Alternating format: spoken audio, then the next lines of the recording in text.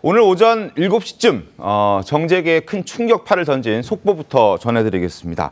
트럼프 대통령이 돌연 오늘 새벽에 한국산 자동차와 상호 관세를 15%에서 25%로 재인상하겠다라고 밝히면서 정부의 비상이 걸렸습니다. 자, 한국 입법부가 한국 국회가 한국과 미국과의 합의를 어겼다. 이에 따라서 자동차, 목재, 의약품 등 모든 상호 관세를 15%에서 25%로 인상하겠다라는 입장을 밝혔습니다.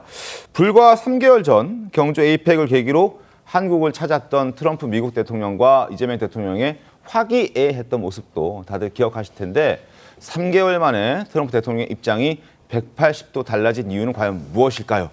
먼저 시간을 3개월 전으로 돌려보겠습니다. 대한민국 국민들이 우리 대통령님께 그런 감사의 마음을 담아서 드리겠습니다. That is really beautiful. I'd like to wear it right now. Thank you so much. We'll cherish it. Thank you very much, everybody. Appreciate it. 한국과 미국 간의 새로운 시대를 위해 Absolutely. That's right. Thank you very much, everybody. Appreciate it. Thank you very much. 자, 금관에 감사 표시하고요. 맞춤형 환대에 흡족함을 내비쳤던 트럼프 대통령인데 오늘 아침에 트럼프 대통령의 SNS에 다시 관세를 인상하겠다는 폭탄과 같은 글이 실렸습니다. 논란이 커지고 있습니다. 정책에 굉장한 충격을 주고 있습니다.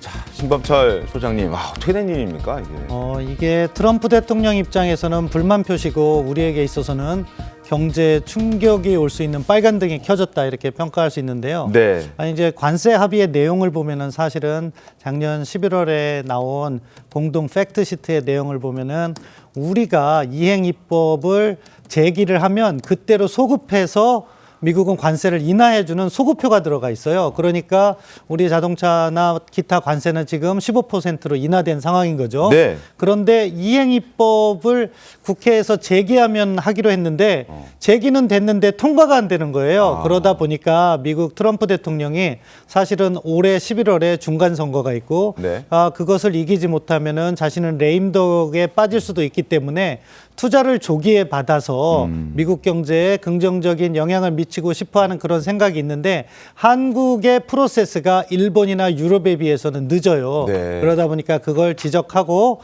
한국을 압박하는 그런 SNS를 아침에 올렸다 이렇게 볼 수 있겠습니다. 알겠습니다. 트럼프 대통령이 밝힌 결정적인 이유는 바로 한국의 국회가 한국과 미국과의 합의를 지키지 않고 있기 때문이라고 밝혔습니다. 그렇다면 왜 지금까지 한미 관세 협상 내용이 국회 비준을 거치지 못했던 걸까요? 그동안 국회 비준을 두고 엇갈렸던 입장들 한번 보여드리겠습니다. 여야 목소리 확인해 보시죠. 그러니까 원칙적으로는 조약의 경우에는 비준을 해야 되는 것이고 그렇지 않은 경우에는 적정한 형식의 국회 동의를 헌법의 조약만이 아니 한미 양국 간의 2천억 달러가 재정적 부담이 안 돼요? 났기 때문에 한미 관세 협상은 상호 신뢰에 기반한 양해각서로 국회 비준 동의 대상은 아닙니다. 대미 투자특별법의 신속한 입법을 통해서 해당 양해각서의 확실한 이행을 담보하면 될 일입니다. 국민의힘의 협조를 구합니다. 이재명 정부는 매년 200억 달러, 약 30조 원의 막대한 재정 부담을 떠안긴 한미 관세 협상을 맺어놓고 마땅히 거쳐야 할 국회 비준 절차는 외면하고 있습니다. 이재명 정부와 여당은 특별법 제정 시도를 중단하시고 헌법이 정한 국회 비준 동의 절차부터 밟으시기를 바랍니다. 자, 국회 비준 동의 절차를 밟지 않았다는 게 지금 트럼프 대통령이 지적하는 아마 한국 국회의 역할을 하지 못했다는 그 부분으로 보여집니다. 한정혜 민주당 정책위 의장 당시 작년이죠. 11월 달에 비준 동의 대상 아니다라고 분명하게 얘기를 하네요. 이게 맞는 말입니까? 사실은 모호한 거죠. 왜냐하면 헌법에는 조약에 관한 비준권을 이야기했기 때문에 조약이 아니고 MOU라서 비준 네. 대상이 아니다라고 주장할 수가 있고 그렇지만 헌법의 내용을 보면은 재정적인 부담을 지우는 경우에 또 이것을 갖다가 비준받도록 하기 때문에 사실은 이 3,500억 달러 어마어마한 돈이잖아요. 네. 그러니까 사실은 여야가 합의해서 빨리 통과시켜서 대미 투자가 이루어지고 그것을 바탕으로 해서 사실은 우리가 그런 합의를 한 데에는 배경이 있는 거죠. 미국에서 우리 자동차라든가 다른 산업의 경쟁력을 확보해서 네. 대미 수출을 계속 이어가고 거기에서 흑자를 계속해서 보기 위한 전략적 판단이 있는 건데 우리가 이 후속 조치에서 법의 해석 문제라든가 여야 간 갈등으로 인해서 이것을 추진하지 못했다는 점은 적어도 국내적으로는 충분한 논의의 필요성은 저도 있다고 보지만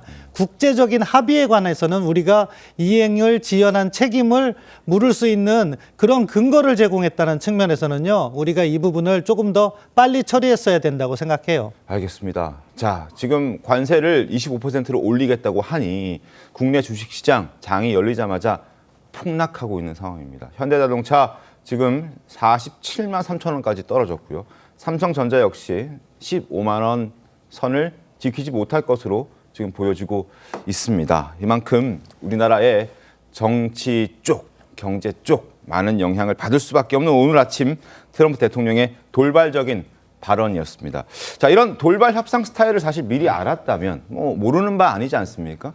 그렇다면 국회에서도 빨리 뭔가를 했었어야 했는데 미리 예견하고 준비를 했었어야 했는데 그러지 못했다는 부분은 참 아쉽습니다. 김성태 대표님. 그렇습니다. 지난 네. 12일 날 미국의 스콧 베세스턴 미 재무부 장관하고 구윤철 기재부 경제부 총리가 회담을 했죠. 그때 이제 한미 간 이 무역 투자 협정을 완전하고 충실하게 이행하는 그 방안을 갖다 양국 간에 그렇게 재무장관들이 모여서 협의를 했다. 이렇게 기사 보도만 됐지만은 그때 미 재무부의 입장은 한국 그러니까 입법부 국회에 네. 논의 사항을 갖다 예의주시하고 있다는 그 시간을 줬어요.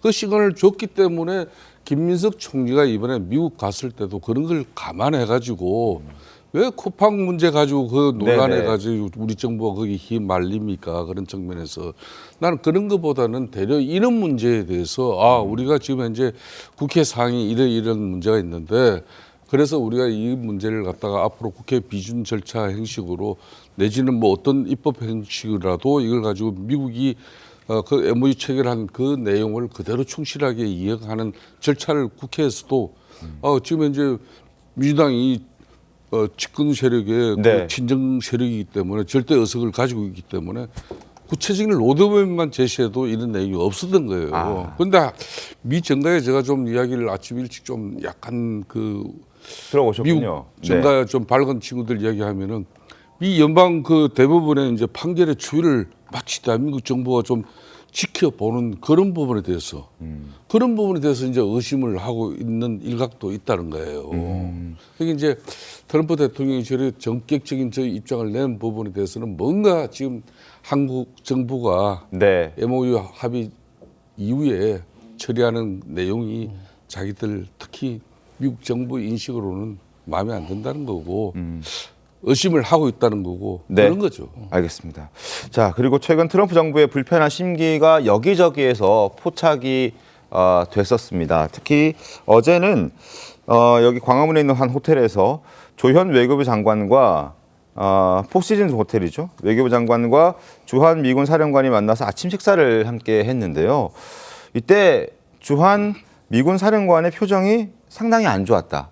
이것 또한 트럼프 정부의 어떤 불편한 심기를 간접적으로 드러낸 것 아니냐 이런 해석들도 지금 뒤따르던데 어떻게 보십니까? 예, 저런 부분을 사실 잘 관리했어야 되는데 어제 아침은 사실 주한미군 사령관과 우리 조현 장관의 아침은 아니고요. 네. 미국 콜비 국방부 정책차관이 지금 어제 방한했었어요. 네, 맞습니다. 그래서 함께 자리를 했었는데 그 양자 간에 여러 가지 현안이 논의된 것 같고 그것과 관련해서 뭐 아주 좋은 분위기는 아니었으니까 굳은 표정이었겠죠. 네. 한미 양측이 서로의 입장을 전개했었던 것 같은데 외교부에서 나온 공식 성명 같은 거를 보면 거기에는 뭐 우리 핵추진 잠수함을 이야기하고 미국은 미측 입장을 전달한 것 같은데 거기에서 혹시라도 한미 간에 이견이 있는 부분이 있지 않나 우리 네. 스스로 점검을 하면서 지금 한미 관계는 어떻게 보면은 겉보기에는 아주 좋아요. 그렇지만 관세라든가 또는 작년에 있었던 정상회담 후속 조치 이행 문제, 네. 핵추진 잠수함이라든가 이런 부분은 또 잘 진행되는 것 같으면서도 속도가 너무 더딘 측면이 있거든요. 따라서 거기에 문제가 있지 않는 한을 외교당국이나 군사당국에서 계속해서 점검을 해서 조금이라도 틈을 만들어주면 안 된다. 왜냐하면은요, 앞서 제가 우리가 중간선거 이야기를 한 것은 트럼프 대통령이 주도권을 가질 수 있는 건 11월까지는 확실합니다. 네. 그런데 11월이 지나서 만약에 중간선거에서 패배라도 한다면 레임덕으로 갈 수 있거든요. 따라서 우리의 대미 투자 약속은 규정으로 계속 지켜지지만 우리가 미국으로부터 받을 수 있는 거는 빨리 받아내는 게 현명한 방법이거든요. 그러니까 지금 점검이 필요한 시기라고 생각해요. 알겠습니다. 자, 그리고 또 하나의 배경이 더 있습니다. 이렇게까지 트럼프 행정부가 우리에게 압박을 하는 그 이유 중에 하나가 최근에 이재명 대통령이 중국과 일본을 잇따라 방문하면서 이제 실용적 외교를 펼치는 모습, 저것 때문에 뭔가 불편하는 것 아닌가라는 지적들도 있긴 하더군요. 그러니까 저렇게 이재명 대통령이 시진핑 주석과 셀카 찍으면서 화기애애한 모습 보였다는 것. 미국 입장에 봤을 때는 썩 좋아 보이진 않았을 것이다. 어떻게 전망하십니까? 예, 뭐 미국 입장에서는 이번에 국방 전략이 또 지난 주말에 나왔거든요. 네. 결국 궁극적인 미국의 대외 전략 그리고 국방 전략의 타겟은 중국입니다. 뭐 본토 방어를 중요시한다고 하지만 결국 미국에 도전할 수 있는 경쟁자는 중국이다. 네. 그렇기 때문에 한국의 대중 정책도 면밀히 살펴보고 있을 거예요. 다만 외교 선상에서는요 저렇게 서로 분위기 좋게 가져가는 것까지 뭐라고 하진 않아요. 그렇군요. 다만 구체적인 이행 과정에서 중국과 어떠한 합의를 하냐, 미국의 공급망에 도전적인 행위를 하느냐, 또는 역으로 한미 간의 합의가 지연됨으로써 뭐 미국이 손실을 본다거나 중국이 이익을 본다는 경우는 있느냐, 그런 구체적인 사안을 따질 것이기 때문에 저는 저렇게 외교적인 현안에서 밝은 얼굴을 하는 것까지는 잘하고 있다고 생각합니다. 다만 그 이행 조치가 지금 너무 미진한 부분이 존재하거든요. 네. 그 부분에 대해서 저희가 상황 파악을 하고 대응을 해야 돼요.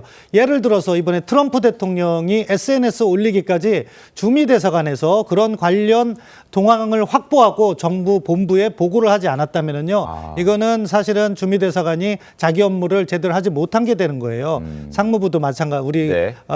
통상산업부도 마찬가지고, 이런 부분에서 우리가 점검을 하고 다가올 수 있는 도전을 미연에 예방하는 조치가 정부 내에서 필요하다, 그 말씀을 드리고 싶어요. 반대로 지금까지는 좀 미흡했다 이런 말씀이신 거죠. 그리고 결정적인 계기가 됐을 것으로 꼽히는 건 또 쿠팡 사태가 있습니다. 미국에서도 이 쿠팡 사태 해결 방안에 대해서 상당한 불만을 표시해 왔었습니다. 김민석 국무총리가 미국에 갔을 때도 바로 첫 인사하는 자리에서 쿠팡 문제를 꺼내 들었다고 합니다. 관련 목소리 들어보시죠. I'm hearing from companies in my home state of Washington, like Coupang, that Korean regulators are already violating these commitments. 쿠팡 문제에 대해서 미국 기업에 대한 차별적 대우가 이루어지지 않고 있다는 것을 명료하게 이야기했고, 펜스 부통령은 그에 대해서 아마 한국의 시스템 하에서 뭔가 그 법적인 문제가 있었을 것이다 라고 짐작한다라고 이해를 표시했습니다. 이 문제가 양국의 정부 사이에 오해를 가져오지 않도록 과열되지 않게 잘 상호 관리해 나가면 좋겠다.